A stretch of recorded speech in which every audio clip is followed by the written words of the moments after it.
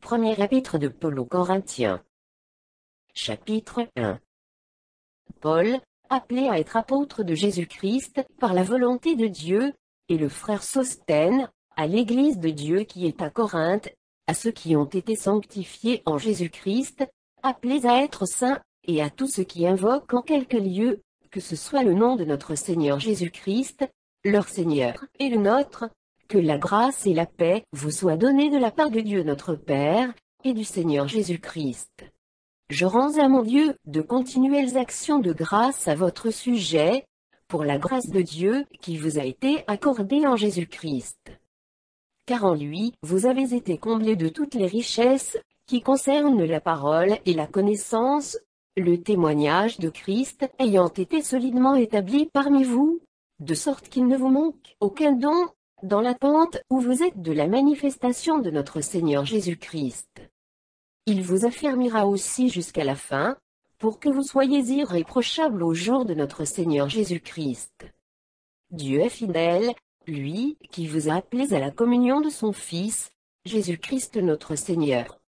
Je vous exhorte, frères, par le nom de notre Seigneur Jésus-Christ, à tenir tous un même langage, et à ne point avoir de division parmi vous, mais à être parfaitement unis dans un même esprit, et dans un même sentiment. Car, mes frères, j'ai appris à votre sujet, par les gens de Chloé, qu'il y a des disputes au milieu de vous. Je veux dire que chacun de vous parle ainsi, moi, je suis de Paul. Et moi, d'Apollo. Et moi, de Cépha. Et moi, de Christ.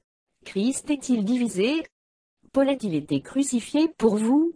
Ou est-ce au nom de Paul que vous avez été baptisés? Je rends grâce à Dieu de ce que je n'ai baptisé aucun de vous, excepté Crispus et Gaius, afin que personne ne dise que vous avez été baptisés en mon nom. J'ai encore baptisé la famille de Stéphana. Du reste, je ne sache pas que j'ai baptisé quelque autre personne. Ce n'est pas pour baptiser que Christ m'a envoyé, c'est pour annoncer l'Évangile, et cela sans la sagesse du langage, afin que la croix de Christ ne soit pas rendue vaine.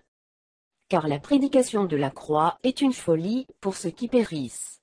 Mais pour nous, qui sommes sauvés, elle est une puissance de Dieu. Aussi est-il écrit, je détruirai la sagesse des sages, et j'anéantirai l'intelligence des intelligents. Où est le sage? Où est le scribe? Où est le disputeur de ce siècle? Dieu n'est-il pas convaincu de folie la sagesse du monde? Car puisque le monde, avec sa sagesse, n'a point connu Dieu dans la sagesse de Dieu, il a plu à Dieu de sauver les croyants, par la folie de la prédication. Les Juifs demandent des miracles, et les Grecs cherchent la sagesse, nous prêchons Christ crucifié. Scandale pour les Juifs, et folie pour les païens, mais puissance de Dieu, et sagesse de Dieu pour ceux qui sont appelés, tant Juifs que Grecs. Car la folie de Dieu est plus sage que les hommes, et la faiblesse de Dieu est plus forte que les hommes. Considérez, frères, que parmi vous, qui avez été appelés, il n'y a ni beaucoup de sages selon la chair, ni beaucoup de puissants, ni beaucoup de nobles. Mais Dieu a choisi les choses folles du monde, pour confondre les sages. Dieu a choisi les choses faibles du monde pour confondre les fortes. Et Dieu a choisi les choses viles du monde, et celles qu'on méprise, celles qui ne sont point, pour réduire à néant celles qui sont, afin que nulle chair ne se glorifie devant Dieu. Or, c'est par lui que vous êtes en Jésus-Christ, lequel, de par Dieu, a été fait pour nous sagesse, justice et sanctification et rédemption, afin, comme il est écrit, que celui qui se glorifie dans le Seigneur. Chapitre 2. Pour moi, frères, lorsque je suis allé chez vous, ce n'est pas avec une supériorité de langage ou de sagesse, que je suis allé vous annoncer le témoignage de Dieu. Car je n'ai pas eu la pensée de savoir parmi vous autre chose que Jésus-Christ, et Jésus-Christ crucifié. Moi-même, j'étais auprès de vous, dans un état de faiblesse, de crainte, et de grand tremblement. Et ma parole et ma prédication ne reposaient pas sur les discours persuasifs de la sagesse, mais sur une démonstration d'esprit et de puissance, afin que votre foi fût fondée, non sur la sagesse des hommes, mais sur la puissance de Dieu. Cependant, c'est une sagesse que nous prêchons parmi les parfaits, sagesse qui n'est pas de ce siècle, ni des chefs de ce siècle, qui vont être anéantis. Nous prêchons la sagesse de Dieu, mystérieuse et cachée, que Dieu, avant les siècles, avait destinée pour notre gloire, sagesse qu'aucun des chefs de ce siècle n'a connue, car, s'ils l'eussent connue, ils n'auraient pas crucifié le Seigneur de gloire. Mais, comme il est écrit, ce sont des choses que l'œil n'a point vues, que l'oreille n'a point entendues, et qui ne sont point montées au cœur de l'homme, des choses que Dieu a préparées pour ceux qui l'aiment. Dieu nous les a révélées par l'Esprit. Car l'Esprit sonde tout, même les profondeurs de Dieu. Lequel des hommes, en effet, connaît les choses de l'homme, si ce n'est l'Esprit de l'homme qui est en lui? De même, personne ne connaît les choses de Dieu, si ce n'est l'Esprit de Dieu. Or nous n'avons pas reçu l'Esprit du monde, mais l'Esprit qui vient de Dieu, afin que nous connaissions les choses que Dieu nous a données par sa grâce. Et nous en parlons, non avec des discours qu'enseigne la sagesse humaine, mais avec ce qu'enseigne l'Esprit, employant un langage spirituel pour les choses spirituelles. Mais l'homme animal ne reçoit pas les choses de l'Esprit de Dieu, car elles sont une folie pour lui, et il ne peut les connaître, parce que c'est spirituellement qu'on en juge. L'homme spirituel, au contraire, juge de tout, et il n'est lui-même jugé par personne. Car qui a connu la pensée du Seigneur, pour l'instruire? Or nous avons la pensée de Christ. Chapitre 3. Pour moi, frères, ce n'est pas, comme à des hommes spirituels que j'ai pu vous parler, mais comme à des hommes charnels, comme à des enfants en Christ. Je vous ai donné du lait, non de la nourriture solide, car vous ne pouviez pas la supporter. Et vous ne le pouvez pas, même à présent, parce que vous êtes encore charnels. En effet, puisqu'il y a parmi vous de la jalousie et des disputes, n'êtes-vous pas charnels, et ne marchez-vous pas selon l'homme? Quand l'un dit, moi, je suis de Paul, et un autre, moi, d'Apollo, n'êtes-vous pas des hommes? Qu'est-ce donc qu'Apollo, et qu'est-ce que Paul? Des serviteurs, par le moyen desquels vous avez cru, selon que le Seigneur l'a donné à chacun. J'ai planté, Apollo a arrosé, mais Dieu a fait croître, en sorte que ce n'est pas celui qui plante qui est quelque chose, ni celui qui arrose, mais Dieu qui fait croître. Celui qui plante et celui qui arrose sont égaux, et chacun recevra sa propre récompense, selon son propre travail. Car nous sommes ouvriers avec Dieu. Vous êtes le champ de Dieu, l'édifice de Dieu. Selon la grâce de Dieu qui m'a été donnée, j'ai posé le fondement comme un sage architecte, et un autre bâtit dessus. Mais que chacun prenne garde à la manière dont il bâtit dessus. Car personne ne peut poser un autre fondement que celui qui a été posé, savoir Jésus-Christ. Or, si quelqu'un bâtit sur ce fondement avec de l'or, de l'argent, des pierres précieuses, du bois, du foin, du chaume, l'œuvre de chacun sera manifestée. Car le jour la fera connaître, parce qu'elle se révélera dans le feu, et le feu éprouvera ce qu'est l'œuvre de chacun. Si l'œuvre bâtie par quelqu'un sur le fondement subsiste, il recevra une récompense. Si l'œuvre de quelqu'un est consumée, il perdra sa récompense. Pour lui, il sera sauvé, mais comme au travers du feu. Ne savez-vous pas que vous êtes le temple de Dieu, et que l'Esprit de Dieu habite en vous? Si quelqu'un détruit le temple de Dieu, Dieu le détruira. Car le temple de Dieu est saint, et c'est ce que vous êtes. Que nul ne s'abuse lui-même, si quelqu'un parmi vous pense être sage selon ce siècle, qu'il devienne fou, afin de devenir sage. Car la sagesse de ce monde est une folie devant Dieu. Aussi est-il écrit, il prend les sages dans leur ruse. Et encore, le Seigneur connaît les pensées des sages, il sait qu'elles sont vaines. Que personne donc ne mette sa gloire dans des hommes. Car tout est à vous, soit Paul, soit Apollo, soit Cépha, soit le monde, soit la vie, soit la mort, soit les choses présentes, soit les choses à venir. Tout est à vous. et vous êtes à Christ, et Christ est à Dieu. Chapitre 4. Ainsi, qu'on nous regarde comme des serviteurs de Christ, et des dispensateurs des mystères de Dieu. Du reste, ce qu'on demande des dispensateurs, c'est que chacun soit trouvé fidèle. Pour moi, il m'importe fort peu d'être jugé par vous, ou par un tribunal humain. Je ne me juge pas non plus moi-même, car je ne me sens coupable de rien. Mais ce n'est pas pour cela que je suis justifié. Celui qui me juge, c'est le Seigneur. C'est pourquoi ne jugez de rien avant le temps, jusqu'à ce que vienne le Seigneur, qui mettra en lumière ce qui est caché dans les ténèbres, et qui manifestera les desseins des cœurs. Alors chacun recevra de Dieu la louange qui lui sera due.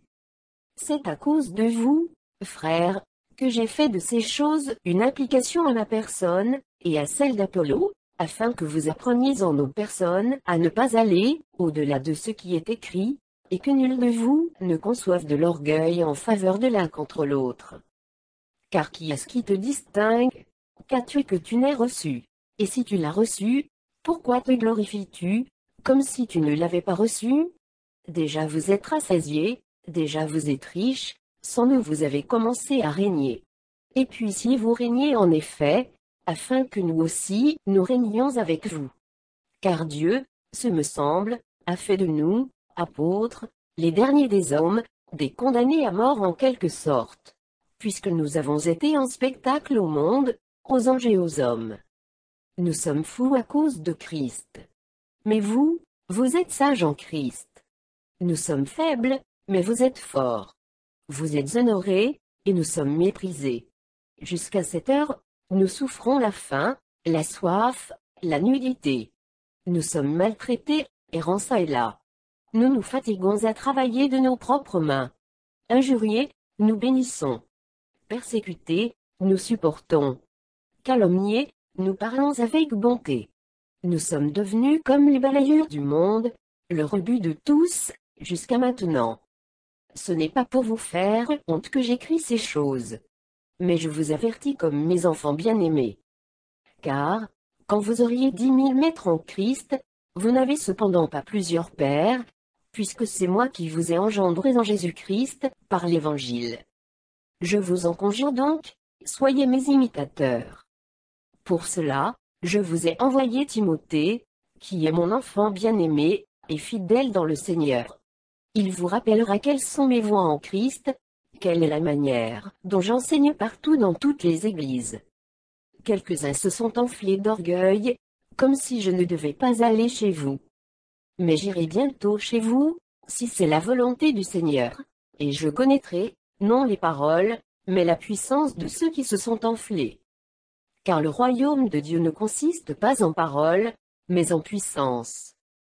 Que voulez-vous? Que j'aille chez vous avec une verge, ou avec amour, et dans un esprit de douceur? Chapitre 5. On entend dire généralement qu'il y a parmi vous de l'impudicité, et une impudicité telle qu'elle ne se rencontre pas, même chez les païens. C'est au point que l'un de vous a la femme de son père. Et vous êtes enflés d'orgueil. Et vous n'avez pas été plutôt dans l'affliction, afin que celui qui a commis cet acte fût ôté du milieu de vous. Pour moi, absent de corps, mais présent d'esprit, j'ai déjà jugé, comme si j'étais présent, celui qui a commis un tel acte. Au nom du Seigneur Jésus, vous et mon esprit étant assemblés avec la puissance de notre Seigneur Jésus, qu'un tel homme soit livré à Satan pour la destruction de la chair, afin que l'esprit soit sauvé au jour du Seigneur Jésus. C'est bien à tort que vous vous glorifiez. Ne savez-vous pas qu'un peu de levain fait lever toute la pâte? Faites disparaître le vieux levain, afin que vous soyez une pâte nouvelle, puisque vous êtes sans levain, car Christ, notre Pâque, a été immolé. Célébrons donc la fête, non avec du vieux levain, non avec un levain de malice et de méchanceté, mais avec les pains sans levain de la pureté et de la vérité. Je vous ai écrit dans ma lettre de ne pas avoir des relations avec les impudiques, non pas d'une manière absolue avec les impudiques de ce monde, ou avec les cupides et les ravisseurs, ou avec les idolâtres. Autrement, il vous faudrait sortir du monde. Maintenant, ce que je vous ai écrit, c'est de ne pas avoir des relations avec quelqu'un qui, se nommant frère, est impudique, ou cupide, ou idolâtre, outrageux, ou ivrogne, ou ravisseur, de ne pas même manger avec un tel homme. Qu'ai-je, en effet, à juger ceux du dehors? N'est-ce pas ceux du dedans que vous avez à juger? Pour ceux du dehors, Dieu les juge. Ôtez le méchant du milieu de vous. Chapitre 6. Quelqu'un de vous, lorsqu'il est indifférent avec un autre, ose-t-il plaider devant les injustes, et non devant les saints? Ne savez-vous pas que les saints jugeront le monde? Et si c'est par vous que le monde est jugé, êtes-vous indigne de rendre les moindres jugements? Ne savez-vous pas que nous jugerons les anges? Et nous ne jugerions pas, à plus forte raison, les choses de cette vie? Quand donc vous avez des différends pour les choses de cette vie, ce sont des gens dont l'Église ne fait aucun cas que vous prenez pour juges. Je le dis à votre honte. Ainsi, il n'y a parmi vous pas un seul homme sage qui puisse prononcer entre ses frères. Mais un frère plaide contre un frère, et cela devant des infidèles. C'est déjà certes un défaut chez vous que d'avoir des procès les uns avec les autres. Pourquoi ne souffrez-vous pas plutôt quelque injustice? Pourquoi ne vous laissez-vous pas plutôt dépouiller? Mais c'est vous qui commettez l'injustice, et qui dépouillez, et c'est envers des frères que vous agissez de la sorte. Ne savez-vous pas que les injustes n'hériteront point le royaume de Dieu? Ne vous y trompez pas, ni les impudiques, ni les idolâtres, ni les adultères, ni les efféminés, ni les infâmes, ni les voleurs, ni les cupides, ni les ivrognes, ni les outrageux, ni les ravisseurs, n'hériteront le royaume de Dieu. Et c'est là ce que vous étiez, quelques-uns de vous. Mais vous avez été lavés, mais vous avez été sanctifiés, mais vous avez été justifiés au nom du Seigneur Jésus-Christ, et par l'Esprit de notre Dieu. Tout m'est permis, mais tout n'est pas utile. Tout m'est permis, mais je ne me laisserai asservir par quoi que ce soit. Les aliments sont pour le ventre, et le ventre pour les aliments. Et Dieu détruira l'un comme les autres. Mais le corps n'est pas pour l'impudicité. Il est pour le Seigneur, et le Seigneur pour le corps. Et Dieu, qui a ressuscité le Seigneur, nous ressuscitera aussi par sa puissance. Ne savez-vous pas que vos corps sont des membres de Christ? Prendrai-je donc les membres de Christ, pour en faire les membres d'une prostituée? Loin de là. Ne savez-vous pas que celui qui s'attache à la prostituée est un seul corps avec elle? Car, est-il dit, les deux deviendront une seule chair. Mais celui qui s'attache au Seigneur est avec lui un seul esprit. Fuyez l'impudicité. Quelque autre péché qu'un homme commette, ce péché est hors du corps. Mais celui qui se livre à l'impudicité, pêche contre son propre corps. Ne savez-vous pas que votre corps est le temple du Saint-Esprit qui est en vous, que vous avez reçu de Dieu, et que vous ne vous appartenez point à vous-même? Car vous avez été rachetés à un grand prix. Glorifiez donc Dieu dans votre corps et dans votre esprit, qui appartiennent à Dieu. Chapitre 7. Pour ce qui concerne les choses dont vous m'avez écrit, je pense qu'il est bon pour l'homme de ne point toucher de femme. Toutefois, pour éviter l'impudicité, que chacun ait sa femme, et que chaque femme ait son mari.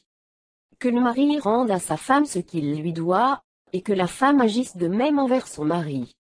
La femme n'a pas autorité sur son propre corps, mais c'est le mari. Et pareillement, le mari n'a pas autorité sur son propre corps, mais c'est la femme. Ne vous privez point l'un de l'autre, si ce n'est d'un commun accord pour un temps, afin de vaquer à la prière. Puis retournez ensemble, de peur que Satan ne vous tente par votre incontinence. Je dis cela par condescendance, je n'en fais pas un ordre. Je voudrais que tous les hommes fussent comme moi. Mais chacun tient de Dieu un don particulier, l'un d'une manière, l'autre d'une autre. À ceux qui ne sont pas mariés et aux veuves, je dis qu'il leur est bon de rester comme moi. Mais s'ils manquent de continence, qu'ils se marient. Car il vaut mieux se marier que de brûler. À ceux qui sont mariés, j'ordonne, non pas moi, mais le Seigneur, que la femme ne se sépare point de son mari, si elle est séparée, qu'elle demeure sans se marier, ou qu'elle se réconcilie avec son mari, et que le mari ne répudie point sa femme. Aux autres, ce n'est pas le Seigneur, c'est moi qui dis, si un frère a une femme non croyante, et qu'elle consente à habiter avec lui, qu'il ne la répudie point. Et si une femme a un mari non croyant, et qu'il consente à habiter avec elle, qu'elle ne répudie point son mari. Car le mari non croyant est sanctifié par la femme, et la femme non croyante est sanctifiée par le frère. Autrement, vos enfants seraient impurs, tandis que maintenant ils sont saints. Si le non-croyant se sépare, qu'il se sépare. Le frère ou la sœur ne sont pas liés dans ces cas-là. Dieu nous a appelés à vivre en paix. Car que sais-tu, femme, si tu sauveras ton mari? Ou que sais-tu, mari, si tu sauveras ta femme? Seulement, que chacun marche selon la part que le Seigneur lui a faite, selon l'appel qu'il a reçu de Dieu. C'est ainsi que je l'ordonne dans toutes les églises. Quelqu'un a-t-il été appelé étant circoncis, qu'il demeure circoncis? Quelqu'un a-t-il été appelé étant incirconcis, qu'il ne se fasse pas circoncire? La circoncision n'est rien, et l'incirconcision n'est rien, mais l'observation des commandements de Dieu est tout. Que chacun demeure dans l'état où il était lorsqu'il a été appelé. As-tu été appelé étant esclave? Ne t'en inquiète pas. Mais si tu peux devenir libre, profites-en plutôt. Car l'esclave qui a été appelé dans le Seigneur est un affranchi du Seigneur. De même, l'homme libre qui a été appelé est un esclave de Christ. Vous avez été rachetés à un grand prix. Ne devenez pas esclaves des hommes. Que chacun, frère, demeure devant Dieu dans l'état où il était lorsqu'il a été appelé. Pour ce qui est des vierges, je n'ai point d'ordre du Seigneur. Mais je donne un avis, comme ayant reçu du Seigneur miséricorde, pour être fidèle. Voici donc ce que j'estime bon, à cause des temps difficiles qui s'approchent, il est bon à un homme d'être ainsi. Es-tu lié à une femme? Ne cherche pas à rompre ce lien. N'es-tu pas lié à une femme? Ne cherche pas une femme. Si tu t'es marié, tu n'as point péché. Et si la Vierge s'est mariée, elle n'a point péché. Mais ces personnes auront des tribulations dans la chair, et je voudrais vous les épargner. Voici ce que je dis, frères, c'est que le temps est court. Que désormais ceux qui ont des femmes soient, comme n'en ayant pas, ceux qui pleurent, comme ne pleurant pas, ceux qui se réjouissent, comme ne se réjouissant pas, ceux qui achètent, comme ne possédant pas, et ceux qui usent du monde, comme n'en usant pas, car la figure de ce monde passe. Or, je voudrais que vous fussiez sans inquiétude. Celui qui n'est pas marié s'inquiète des choses du Seigneur, des moyens de plaire au Seigneur. Et celui qui est marié s'inquiète des choses du monde, des moyens de plaire à sa femme. Il y a de même une différence entre la femme et la Vierge.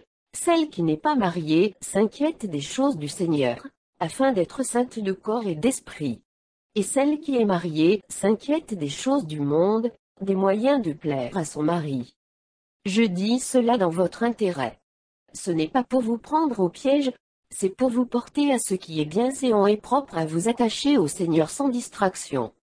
Si quelqu'un regarde comme déshonorant pour sa fille de dépasser l'âge nubile, et comme nécessaire de la marier, qu'il fasse ce qu'il veut, il ne pêche point. Qu'on se marie.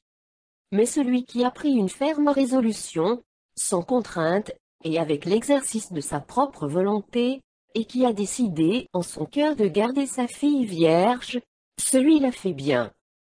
Ainsi, celui qui marie sa fille fait bien, et celui qui ne la marie pas fait mieux.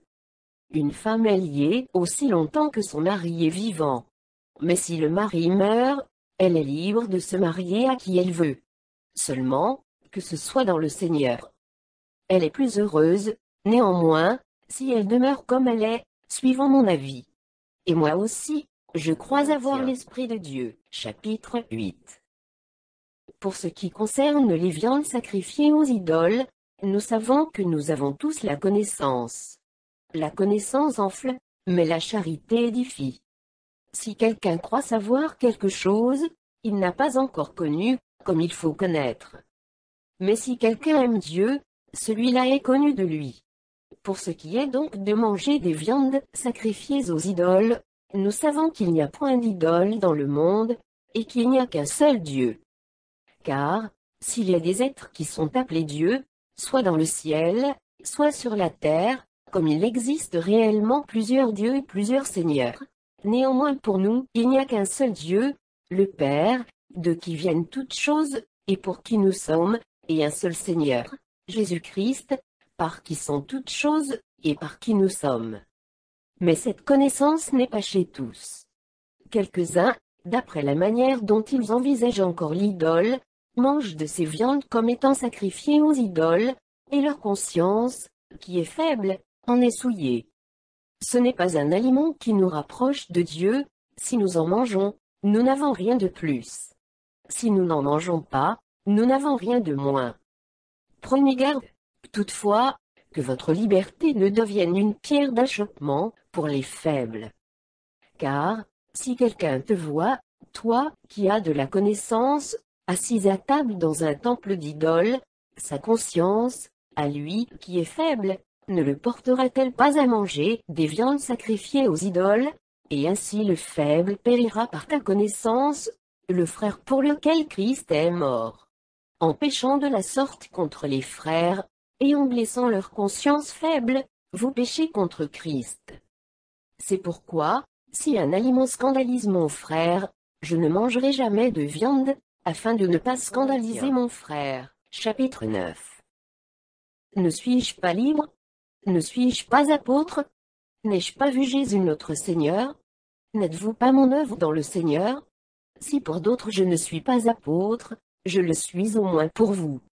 Car vous êtes le sceau de mon apostolat dans le Seigneur. C'est là ma défense contre ceux qui m'accusent. N'avons-nous pas le droit de manger et de boire?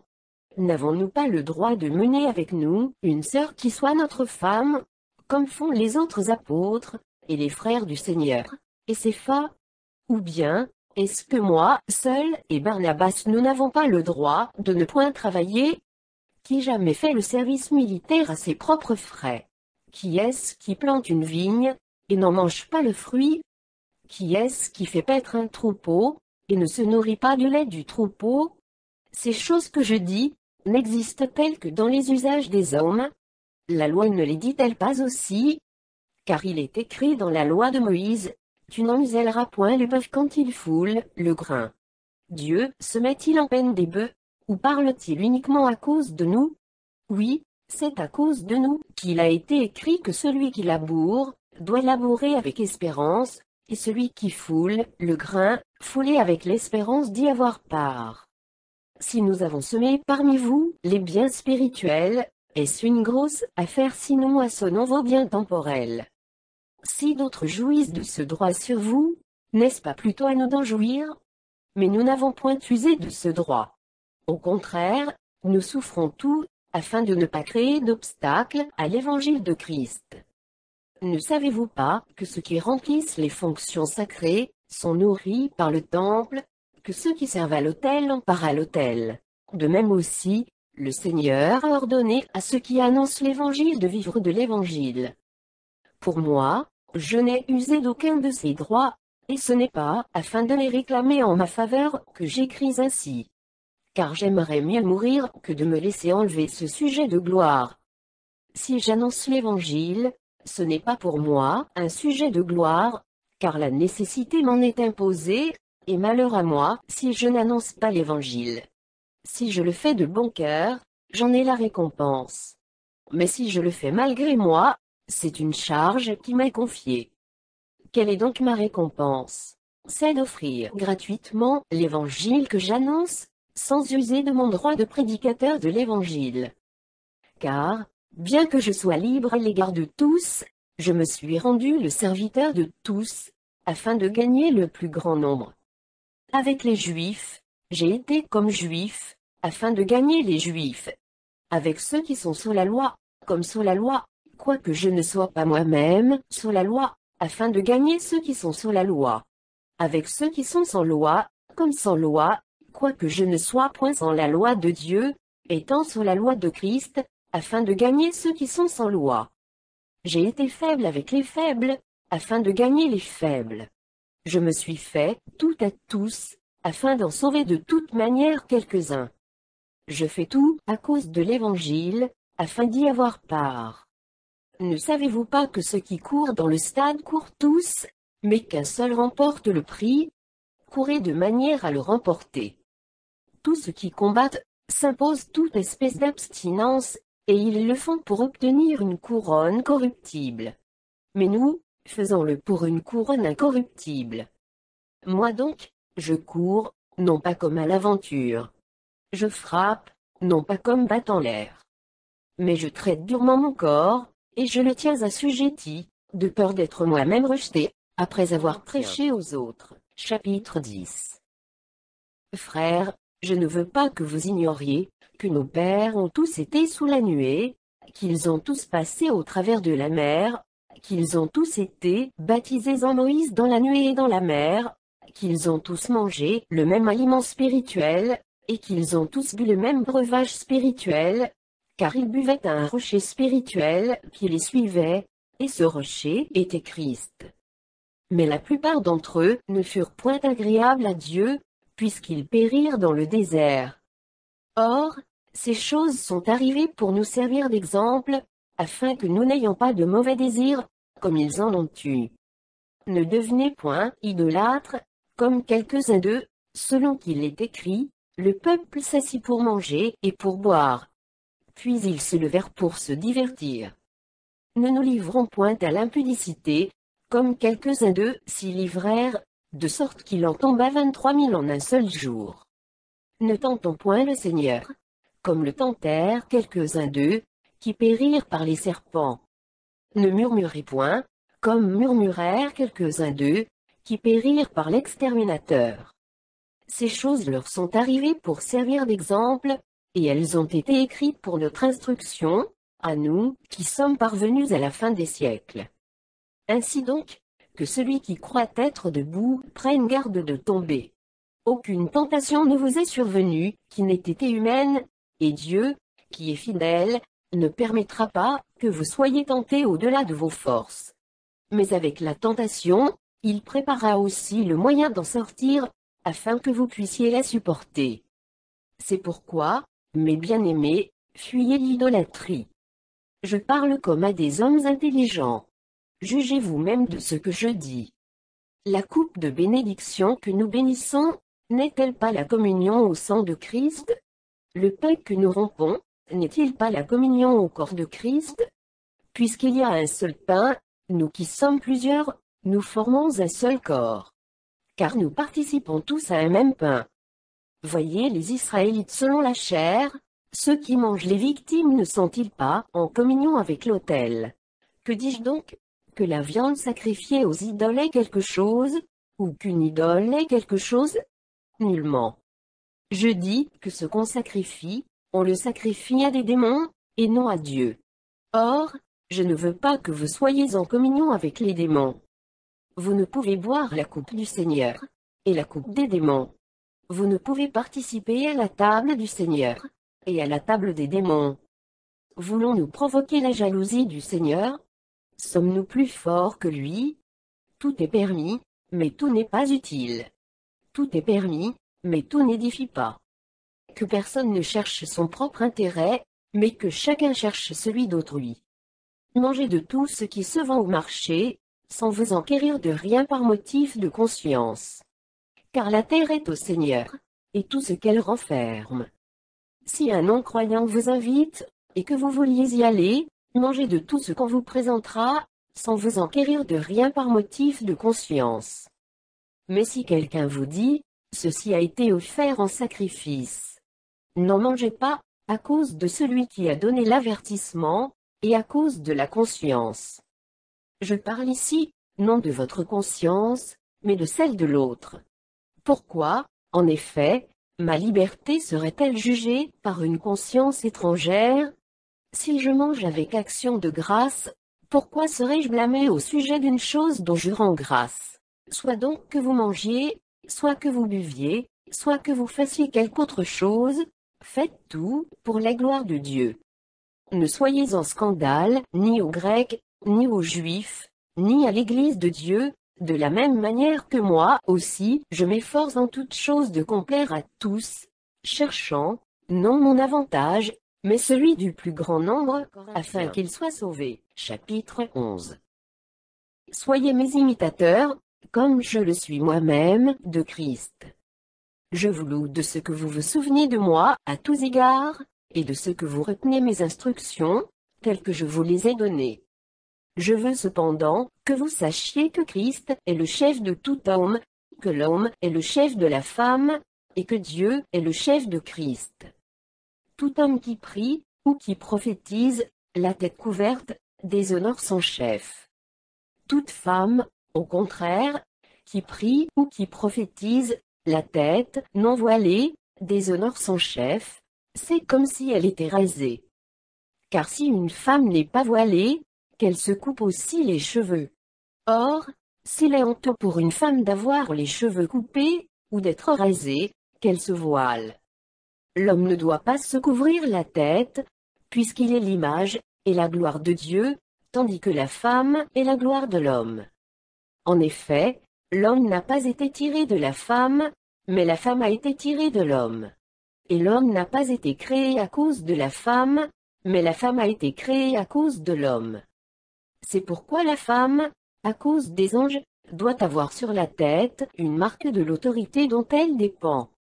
Toutefois, dans le Seigneur, la femme n'est point sans l'homme, ni l'homme sans la femme. Car, de même que la femme a été tirée de l'homme, de même l'homme existe par la femme, et tout vient de Dieu.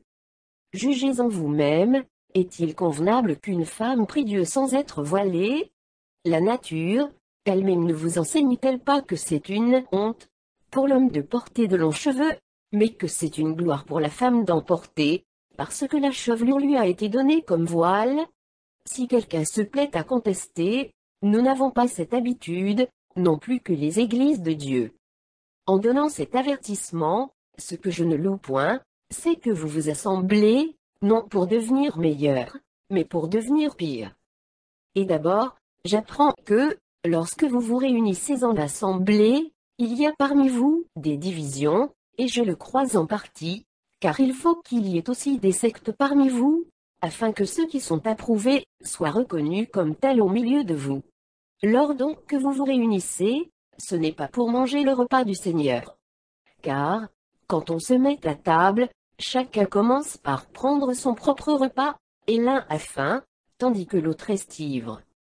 N'avez-vous pas 10 maisons pour y manger et boire? Ou méprisez-vous l'Église de Dieu, et faites-vous honte à ceux qui n'ont rien? Que vous dirai-je? Vous louerai-je? En cela, je ne vous loue point. Car j'ai reçu du Seigneur ce que je vous ai enseigné. C'est que le Seigneur Jésus, dans la nuit où il fut livré, prit du pain, et, après avoir rendu grâce, le rompit, et dit, « Ceci est mon corps, qui est rompu pour vous. Faites ceci en mémoire de moi. » De même, après avoir soupé, il prit la coupe, et dit, « Cette coupe est la nouvelle alliance en mon sang. Faites ceci en mémoire de moi toutes les fois que vous en boirez. Car toutes les fois que vous mangez ce pain, et que vous buvez cette coupe, vous annoncez la mort du Seigneur, jusqu'à ce qu'il vienne. C'est pourquoi celui qui mangera le pain, ou boira la coupe du Seigneur indignement, sera coupable envers le corps, et le sang du Seigneur. Que chacun donc s'éprouve soi-même, et qu'ainsi il mange du pain, et boive de la coupe. Car celui qui mange et boit sans discerner le corps du Seigneur, mange et boit un jugement contre lui-même. C'est pour cela qu'il y a parmi vous beaucoup d'infirmes et de malades, et qu'un grand nombre sont morts. Si nous nous jugions nous-mêmes, nous ne serions pas jugés. Mais quand nous sommes jugés, nous sommes châtiés par le Seigneur, afin que nous ne soyons pas condamnés avec le monde. Ainsi, mes frères, lorsque vous vous réunissez pour le repas, attendez-vous les uns les autres. Si quelqu'un a faim, qu'il mange chez lui, afin que vous ne vous réunissiez pas pour attirer un jugement sur vous. Je réglerai les autres choses quand je serai arrivé. Chapitre 12. Pour ce qui concerne les dons spirituels, je ne veux pas, frères, que vous soyez dans l'ignorance. Vous savez que, lorsque vous étiez païens, vous vous laissiez entraîner vers les idoles muettes, selon que vous étiez conduits. C'est pourquoi je vous déclare que nul, s'il parle par l'Esprit de Dieu, ne dit, Jésus est anathème. Et que nul ne peut dire, Jésus est le Seigneur, si ce n'est par le Saint-Esprit. Il y a diversité de dons, mais le même Esprit. Diversité de ministères, mais le même Seigneur. Diversité d'opérations, mais le même Dieu qui opère tout en tous. Or, à chacun, la manifestation de l'Esprit est donnée pour l'utilité commune. En effet, à l'un est donné par l'Esprit une parole de sagesse. À un autre, une parole de connaissance, selon le même Esprit. À un autre, la foi, par le même Esprit. À un autre, le don des guérisons, par le même Esprit. À un autre, le don d'opérer des miracles. À un autre, la prophétie. À un autre, le discernement des esprits. À un autre, la diversité des langues. À un autre, l'interprétation des langues. Un seul et même Esprit opère toutes ces choses, les distribuant à chacun en particulier, comme il veut. Car, comme le corps est un, et a plusieurs membres, et comme tous les membres du corps, malgré leur nombre, ne forment qu'un seul corps, ainsi en est-il de Christ. Nous avons tous, en effet, été baptisés dans un seul esprit, pour former un seul corps, soit juif, soit grec, soit esclave, soit libre, et nous avons tous été abreuvés d'un seul esprit. Ainsi le corps n'est pas un seul membre, mais il est formé de plusieurs membres. Si le pied disait, parce que je ne suis pas une main, je ne suis pas du corps, ne serait-il pas du corps pour cela? Et si l'oreille disait, parce que je ne suis pas un œil, je ne suis pas du corps, ne serait-elle pas du corps pour cela? Si tout le corps était œil, où serait l'ouïe? S'il était tout ouïe, où serait l'odorat? Maintenant, Dieu a placé chacun des membres dans le corps, comme il a voulu. Si tous étaient un seul membre, où serait le corps?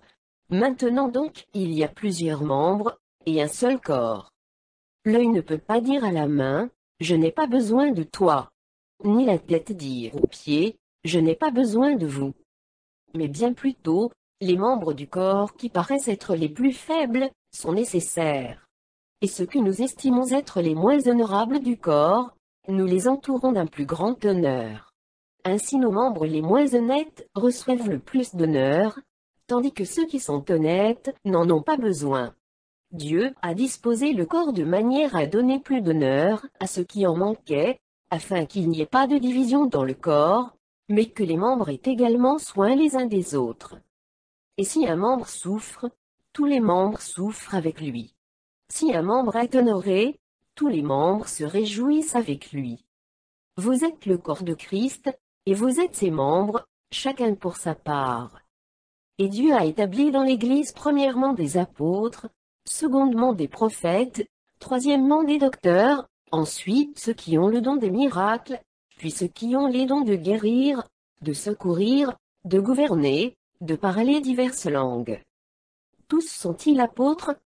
Tous sont-ils prophètes? Tous sont-ils docteurs? Tous ont-ils le don des miracles? Tous ont-ils le don des guérisons? Tous parlent-ils en langue? Tous interprètent-ils? Aspirez aux dons les meilleurs. Et je vais encore vous montrer une voie par excellence. Chapitre 13. Quand je parlerai les langues des hommes et des anges, si je n'ai pas la charité, je suis un airain qui résonne, ou une cymbale qui retentit. Et quand j'aurai le don de prophétie, la science de tous les mystères et toute la connaissance, quand j'aurai même toute la foi jusqu'à transporter des montagnes, si je n'ai pas la charité, je ne suis rien. Et quand je distribuerai tous mes biens pour la nourriture des pauvres, quand je livrerai même mon corps pour être brûlé, si je n'ai pas la charité, cela ne me sert de rien. La charité est patiente, elle est pleine de bonté. La charité n'est point envieuse. La charité ne se vante point, elle ne s'enfle point d'orgueil, elle ne fait rien de malhonnête, elle ne cherche point son intérêt, elle ne s'irrite point, elle ne soupçonne point le mal, elle ne se réjouit point de l'injustice, mais elle se réjouit de la vérité. Elle excuse tout, elle croit tout, elle espère tout, elle supporte tout. La charité ne périt jamais. Les prophéties prendront fin, les langues cesseront, la connaissance disparaîtra. Car nous connaissons en partie, et nous prophétisons en partie, mais quand ce qui est parfait sera venu, ce qui est partiel disparaîtra. Lorsque j'étais enfant, je parlais comme un enfant, je pensais comme un enfant, je raisonnais comme un enfant. Lorsque je suis devenu homme, j'ai fait disparaître ce qui était de l'enfant. Aujourd'hui, nous voyons au moyen d'un miroir, d'une manière obscure, mais alors nous verrons face à face. Aujourd'hui, je connais en partie, mais alors je connaîtrai, comme j'ai été connu. Maintenant donc ces trois choses demeurent, la foi, l'espérance, la charité. Mais la plus grande de ces choses, c'est la charité. Chapitre 14. Recherchez la charité. Aspirez aussi aux dons spirituels, mais surtout à celui de prophétie. En effet, celui qui parle en langue ne parle pas aux hommes, mais à Dieu, car personne ne le comprend, et c'est en esprit qu'il dit des mystères. Celui qui prophétise, au contraire, parle aux hommes, les édifie, les exhorte, les console. Celui qui parle en langue s'édifie lui-même. Celui qui prophétise édifie l'Église. Je désire que vous parliez tous en langue, mais encore plus que vous prophétisiez. Celui qui prophétise est plus grand que celui qui parle en langue, à moins que ce dernier l'interprète, pour que l'Église en reçoive de l'édification. Et maintenant, frères, de quelle utilité vous serais-je, si je venais à vous, parlant en langue, et si je ne vous parlais pas par révélation, ou par connaissance, ou par prophétie, ou par doctrine? Si les objets inanimés qui rendent un son, comme une flûte ou une harpe, ne rendent pas des sons distincts, comment reconnaîtra-t-on ce qui est joué sur la flûte, ou sur la harpe? Et si la trompette rend un son confus, qui se préparera au combat? De même vous, si par la langue vous ne donnez pas une parole distincte, comment saura-t-on ce que vous dites? Car vous parlerez en l'air. Quelque nombreuses que puissent être dans le monde les diverses langues, il n'en est aucune qui ne soit une langue intelligible. Si donc je ne connais pas le sens de la langue, je serai un barbare pour celui qui parle, et celui qui parle sera un barbare pour moi. De même vous, puisque vous aspirez aux dons spirituels, que ce soit pour l'édification de l'Église, que vous cherchiez à en posséder abondamment. C'est pourquoi, que celui qui parle en langue, prie pour avoir le don d'interpréter. Car si je prie en langue, mon esprit est en prière, mais mon intelligence demeure stérile. Que faire donc? Je prierai par l'esprit, mais je prierai aussi avec l'intelligence. Je chanterai par l'esprit, mais je chanterai aussi avec l'intelligence. Autrement, si tu rends grâce par l'esprit, comment celui qui est dans les rangs de l'homme du peuple répondra-t-il « Amen » à ton action de grâce, puisqu'il ne sait pas ce que tu dis? Tu rends, il est vrai, d'excellentes actions de grâce, mais l'autre n'est pas édifié. Je rends grâce à Dieu de ce que je parle en langue plus que vous, tous. Mais, dans l'Église, j'aime mieux dire 5 paroles avec mon intelligence, afin d'instruire aussi les autres, que 10 000 paroles en langue. Frères, ne soyez pas des enfants sous le rapport du jugement. Mais pour la malice, soyez enfants, et, à l'égard du jugement, soyez des hommes faits. Il est écrit dans la loi, c'est par des hommes d'une autre langue, et par des lèvres d'étrangers que je parlerai, à ce peuple, et ils ne m'écouteront pas même ainsi, dit le Seigneur. Par conséquent, les langues sont un signe, non pour les croyants, mais pour les non-croyants. La prophétie, au contraire, est un signe, non pour les non-croyants, mais pour les croyants.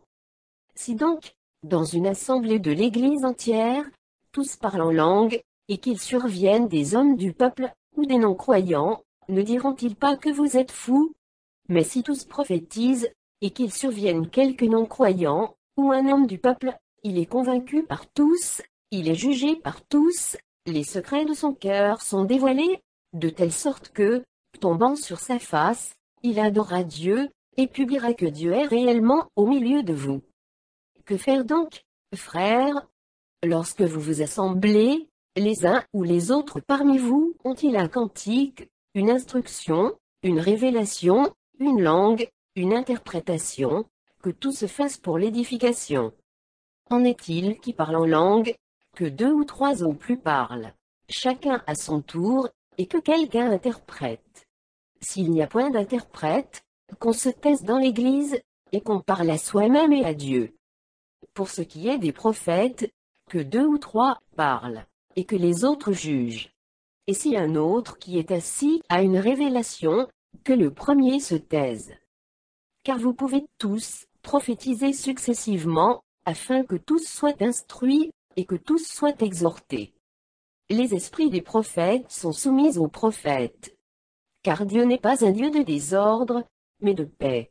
Comme dans toutes les églises des saints, que les femmes se taisent dans les assemblées, car il ne leur est pas permis d'y parler. Mais qu'elles soient soumises, selon que le dit aussi la loi. Si elles veulent s'instruire sur quelque chose, qu'elles interrogent leur mari à la maison. Car il est malséant à une femme de parler dans l'église. Est-ce de chez vous que la parole de Dieu est sortie? Ou est-ce à vous, celle qu'elle est parvenue? Si quelqu'un croit être prophète ou inspiré, qu'il reconnaisse que ce que je vous écris est un commandement du Seigneur. Et si quelqu'un l'ignore, qu'il ignore. Ainsi donc, frères, aspirez au don de prophétie, et n'empêchez pas de parler en langue. Mais que tout se fasse avec bienséance et avec ordre. Chapitre 15.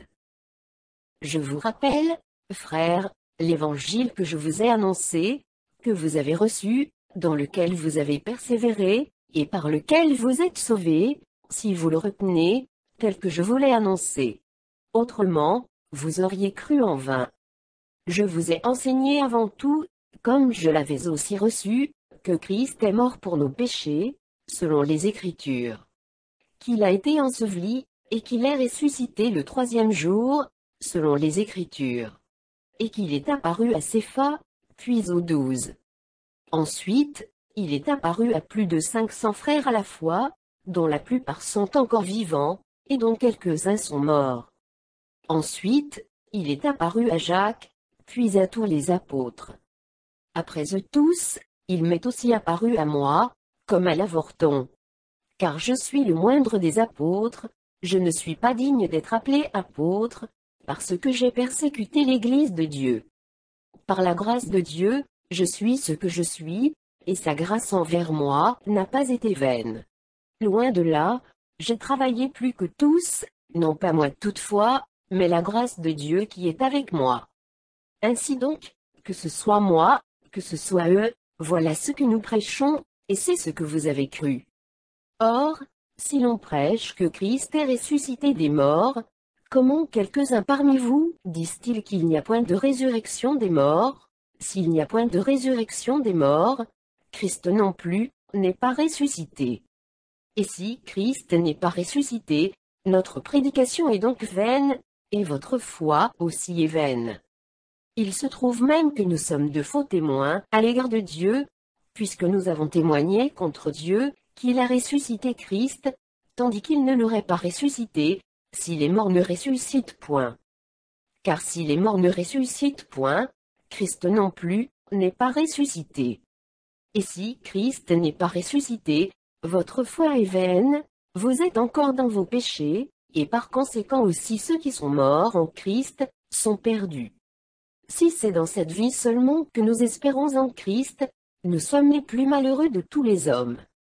Mais maintenant, Christ est ressuscité des morts, il est les prémices de ceux qui sont morts. Car, puisque la mort est venue par un homme, c'est aussi par un homme qu'est venue la résurrection des morts. Et comme tous meurent en Adam, de même aussi, tous revivront en Christ, mais chacun en son rang. Christ comme prémisse, puis ceux qui appartiennent à Christ, lors de son avènement. Ensuite viendra la fin, quand il remettra le royaume à celui qui est Dieu et Père, après avoir détruit toute domination, toute autorité et toute puissance. Car il faut qu'il règne jusqu'à ce qu'il ait mis tous les ennemis sous ses pieds. Le dernier ennemi qui sera détruit, c'est la mort. Dieu, en effet, a tout mis sous ses pieds. Mais lorsqu'il dit que tout lui a été soumis, il est évident que celui qui lui a soumis toutes choses est excepté. Et lorsque toutes choses lui auront été soumises, alors le Fils lui-même sera soumis à celui qui lui a soumis toutes choses, afin que Dieu soit tout en tous. Autrement, que feraient ceux qui se font baptiser pour les morts? Si les morts ne ressuscitent absolument pas, pourquoi se font-ils baptiser pour eux? Et nous, pourquoi sommes-nous à toute heure en péril? Chaque jour, je suis exposé à la mort, je l'atteste, frères, par la gloire dont vous êtes pour moi, le sujet, en Jésus-Christ notre Seigneur. Si c'est dans des vues humaines que j'ai combattu contre les bêtes à Éphèse, quel avantage m'en revient-il?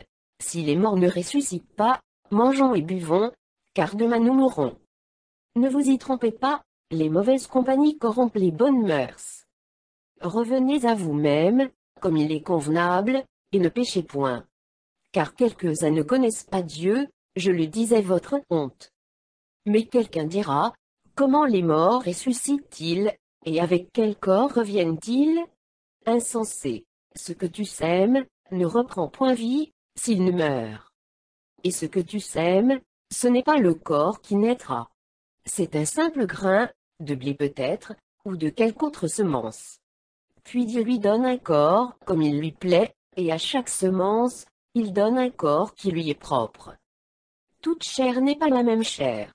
Mais autre est la chair des hommes, autre celle des quadrupèdes, autre celle des oiseaux, autre celle des poissons.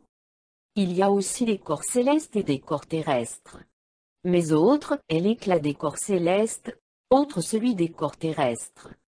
Autre est l'éclat du soleil, autre l'éclat de la lune, et autre l'éclat des étoiles. Même une étoile diffère en éclat d'une autre étoile. Ainsi en est-il de la résurrection des morts. Le corps est semé corruptible.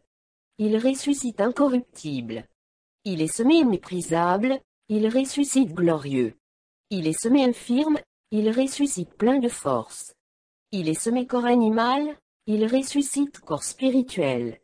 S'il y a un corps animal, il y a aussi un corps spirituel. C'est pourquoi il est écrit, le premier homme, Adam, devint une âme vivante. Le dernier Adam est devenu un esprit vivifiant. Mais ce qui est spirituel n'est pas le premier, c'est ce qui est animal. Ce qui est spirituel vient ensuite. Le premier homme, tiré de la terre, est terrestre. Le second homme est du ciel. Tel est le terrestre, tels sont aussi les terrestres. Et tel est le céleste, tels sont aussi les célestes. Et de même que nous avons porté l'image du terrestre, nous porterons aussi l'image du céleste. Ce que je dis, frères, c'est que la chair et le sang ne peuvent hériter le royaume de Dieu, et que la corruption n'hérite pas l'incorruptibilité. Voici, je vous dis un mystère, nous ne mourrons pas tous, mais tous nous serons changés, en un instant, en un clin d'œil, à la dernière trompette. La trompette sonnera, et les morts ressusciteront incorruptibles, et nous serons changés. Car il faut que ce corps corruptible revête l'incorruptibilité, et que ce corps mortel revête l'immortalité. Lorsque ce corps corruptible aura revêtu l'incorruptibilité, et que ce corps mortel aura revêtu l'immortalité, alors s'accomplira la parole qui est écrite, la mort a été engloutie dans la victoire. Ô mort, où est ta victoire? Ô mort, où est ton aiguillon? L'aiguillon de la mort, c'est le péché. Et la puissance du péché, c'est la loi. Mais grâce soit rendue à Dieu, qui nous donne la victoire par notre Seigneur Jésus-Christ. Ainsi, mes frères bien-aimés, soyez fermes, inébranlables, travaillant de mieux en mieux à l'œuvre du Seigneur, sachant que votre travail ne sera pas vain dans le Seigneur. Chapitre 16. Pour ce qui concerne la collecte en faveur des saints, agissez, vous aussi, comme je l'ai ordonné aux églises de la Galatie. Que chacun de vous, le premier jour de la semaine, mette à part chez lui ce qu'il pourra, selon sa prospérité, afin qu'on n'attende pas mon arrivée, pour recueillir les dons. Et quand je serai venu, j'enverrai avec des lettres, pour porter vos libéralités à Jérusalem, les personnes que vous aurez approuvées. Si la chose mérite que j'y aille moi-même, elles feront le voyage avec moi. J'irai chez vous quand j'aurai traversé la Macédoine, car je traverserai la Macédoine. Peut-être séjournerai-je auprès de vous, ou même y passerai-je l'hiver, afin que vous m'accompagniez là où je me rendrai. Je ne veux pas cette fois vous voir en passant, mais j'espère demeurer quelque temps auprès de vous, si le Seigneur le permet. Je resterai néanmoins à Éphèse jusqu'à la Pentecôte. Car une porte grande, et d'un accès efficace, m'est ouverte, et les adversaires sont nombreux. Si Timothée arrive, faites en sorte qu'il soit sans crainte parmi vous, car il travaille comme moi à l'œuvre du Seigneur. Que personne donc ne le méprise. Accompagnez-le en paix, afin qu'il vienne vers moi, car je l'attends avec les frères. Pour ce qui est du frère Apollo, je l'ai beaucoup exhorté à se rendre chez vous avec les frères, mais ce n'était décidément pas sa volonté de le faire maintenant. Il partira quand il en aura l'occasion. Veillez, demeurez fermes dans la foi, soyez des hommes, fortifiez-vous. Que tout ce que vous faites se fasse avec charité. Encore, une recommandation que je vous adresse, frères. Vous savez que la famille de Stéphana est les prémices de l'Achaïe, et qu'elle s'est dévouée au service des saints. Ayez-vous aussi de la déférence pour de tels hommes, et pour tous ceux qui travaillent à la même œuvre. Je me réjouis de la présence de Stéphana, de Fortunatus et d'Achaïcu. Ils ont suppléé à votre absence, car ils ont tranquillisé mon esprit, et le vôtre. Sachez donc apprécier de tels hommes. Les églises d'Asie vous saluent. Aquila et Priscille, avec l'église qui est dans leur maison, vous saluent beaucoup dans le Seigneur. Tous les frères vous saluent.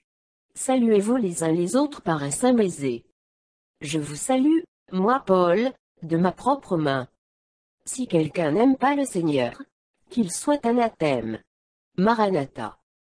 Que la grâce du Seigneur Jésus soit avec vous. Mon amour est avec vous, tous en Jésus-Christ.